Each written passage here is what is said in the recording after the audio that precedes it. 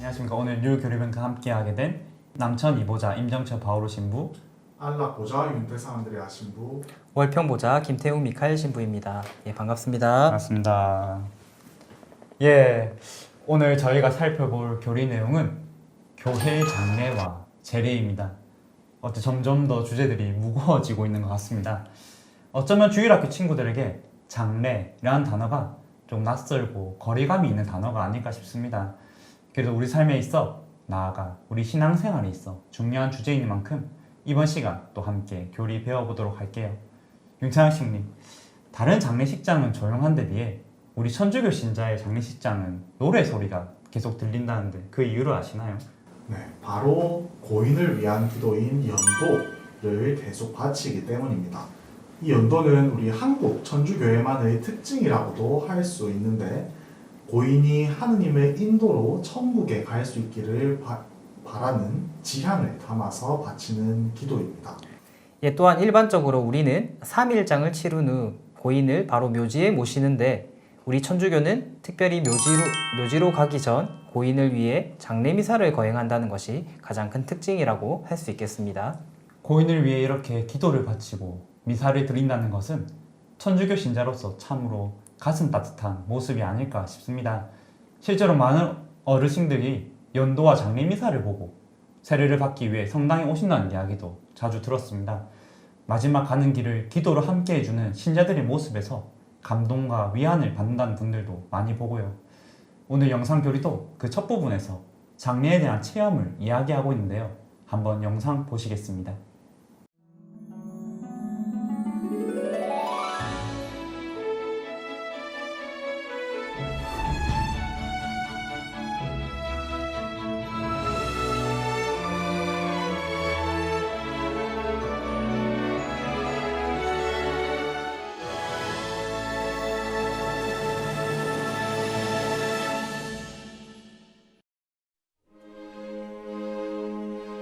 아버지가 돌아가셨습니다.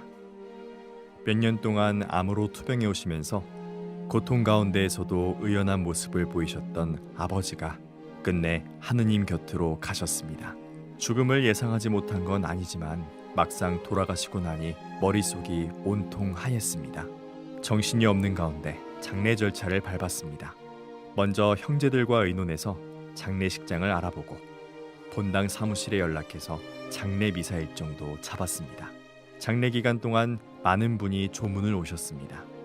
선종 봉사회 분들을 비롯해 레지오 마리의 단원분들까지 많은 신자분들이 오셔서 연도를 바쳐주셨습니다. 너무 고마웠습니다. 슬픈 가운데에서도 큰 힘이 됐습니다. 장례 미사는 아버지가 다니셨던 성당에서 봉헌됐습니다. 하느님의 자비와 사랑에 아버지를 맡겨드리는 장례 미사 안에서 저는 비로소 아버지의 죽음이 이별이 아니라 부활을 위한 분이며 영원한 생명으로 가는 길임을 확신할 수 있었습니다. 그리스도인에게 죽음은 소멸이 아니라 영원한 생명의 시작입니다. 현세의 은총에서 내세의 영광으로 나아가는 것입니다. 그래서 그리스도인의 장례는 죽은 이가 하루빨리 부활의 영광을 누리도록 기도로 협력하는 시간이고, 나아가 자신에게 올 죽음과 부활을 되새기는 시간입니다. 오늘은 가톨릭 교회의 장례에 대해 알아보도록 하겠습니다. 사실 저 개인적으로도 이와 비슷한 체험을 했었습니다. 제가 고등학교 3학년만 올라갔을 때 제 아버지께서 세상을 떠나셨습니다. 너무나 갑작스러운 이별이라 마음의 준비도 못하고 허둥지둥 아버지 빈소로 갔었습니다. 아버지 빈소 앞에서 그저 슬픔에 잠겨 있었는데, 그때 그 당시 많은 신자분들이 찾아와 아버지를 위해 연도를 바쳐주시고 장례 미사에도 함께 해주셔서 정말 큰 위로를 받았었습니다. 지금 돌이켜보면 그때 잠시나마 하느님의 위로를 받은 것도 아닌가 하는 생각도 듭니다. 예, 그럼 그때 체험들이 우리 임신부님의 성소에도 많은 영향을 미쳤나요? 예, 그때 받은 위로가 참 가슴에 남아 저도 그러한 위로를 다른 사람들에게 전해주고 싶다는 다짐을 하게 된 것 같습니다. 우리 가톨릭 교회의 장례는 정말 사랑과 위로의 과정이라고 할 수가 있겠네요. 네, 제가 또 하나 기억나는 것은 아버지 장례미사 직전에 주임신부님께서 오셔서 저랑 저희 형한테 고해성사를 보라고 하셨는데, 그때 아버지께 못다 전한 마음, 후회, 아쉬움들을 이야기하며 아버지께 대한 죄송함도 다 하느님께 말씀드릴 수 있었던 것 같습니다. 예, 우리 임신부님 이야기를 들으니까 우리 그리스도인의 장례가 참으로 아름답다고 느껴지는 것 같습니다. 그럼 구체적으로 가톨릭 교회의 장례는 어떻게 진행되는 걸까요? 이어서 영상 또 보도록 하겠습니다. 가톨릭 교회의 장례 절차는 임종부터 시작됩니다. 죽음이 임박하면 가족들은 주위를 깨끗하게 청소하고 상황에 따라 죽음을 앞둔 이에게 유언과 축복을 청하고 병자성사를 받게 합니다. 그리고 임종이 시작되면 임종을 돕는 기도를 바치며 그 영혼을 하느님께 맡겨드리고 영원한 생명으로 이끌어 주실 것을 기도합니다. 운명이 확인되면 모두가 무릎을 꿇고 운명 후에 바치는 기도를 올리며 고인의 영혼을 주님께 맡깁니다.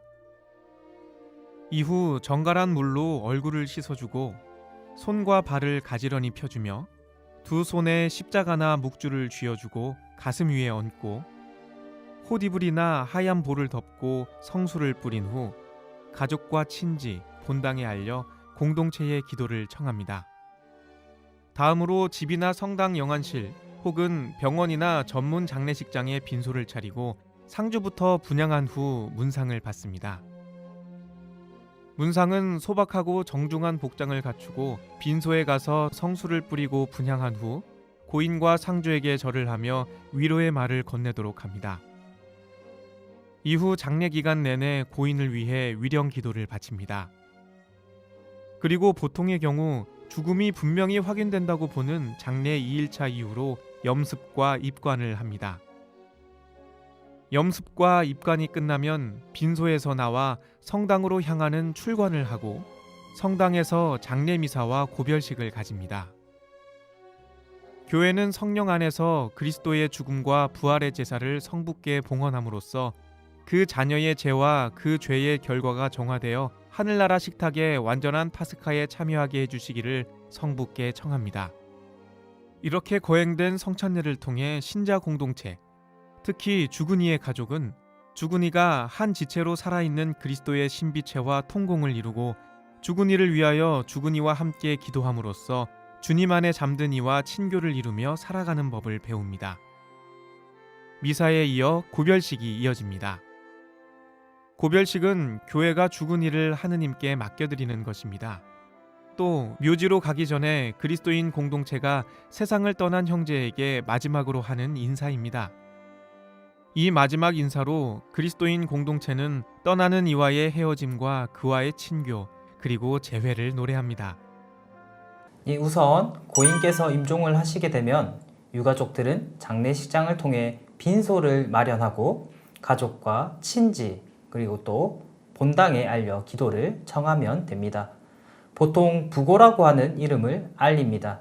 그 다음 보통 3일 동안 유가족들은 빈소를 지키게 되는 것이죠. 문상객들은 이 빈소를 찾아가서 고인의 명복을 기립니다. 단정하고 어두운 옷을 입고 빈소에 가면 성수를 우선 뿌리고 분향한 후에 고인과 유가족들에게 절을 하면서 위로의 말을 건넵니다. 이후 고인을 위해서 장례 기간 내내 연도를 바치는 것입니다. 그리고 장례 기간이 끝나면 마지막으로 고인을 성당에 모셔와 장례 미사와 고별식을 가집니다. 세상을 떠난 분을 하느님께 맡겨드리고 그분께 마지막으로 인사를 드리는 시간인 것이죠.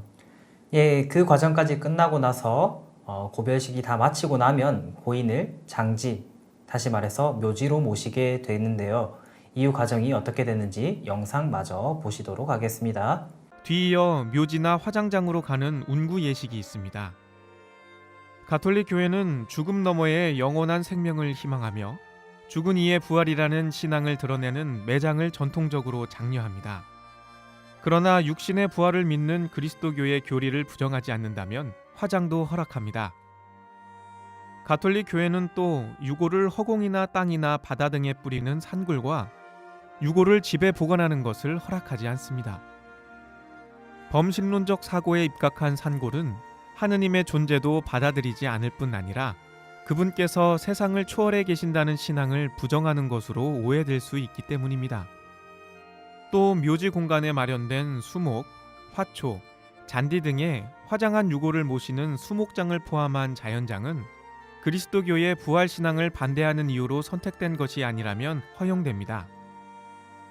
사실 우리는 죽어서도 서로 헤어지는 것이 아닙니다. 우리는 모두 같은 길을 걸어가 같은 곳에서 다시 만날 것이기 때문입니다.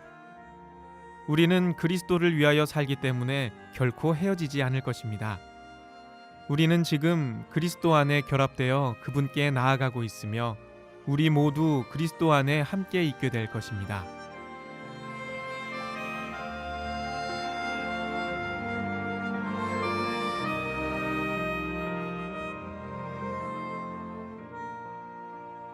고인을 모시는 방법이 참 다양하네요.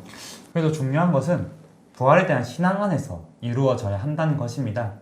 그래서 유골을 바다나 강과 같은 자연에 뿌리는 산골 같은 경우 인간이 하느님께 돌아가는 것이 아니라 자연으로 돌아간다는 논리이기 때문에 엄격히 금지되고 있습니다. 예, 무엇보다 예수님께서 우리에게 약속하신 부활은 육신의 부활이기 때문에 우리는 고인의 이 육신을 잘 보존해야 한다는 것이 매장에 있어 가장 큰 원칙이라고 할 수 있겠습니다. 죽음이 죽음으로 마냥 끝나는 것이 아니라 부활을 희망하며 그리스도 안에서 세상을 떠나니와 지금 살아있는 우리 모두가 하나로 이어져 있다는 중요한 교리를 이 교회의 장례와 제례에서 배울 수가 있습니다. 오늘 교리 내용이 많이 무겁고 엄숙하여 주일학교 친구들에게 부담스럽게 느껴질까봐 좀 걱정은 됩니다.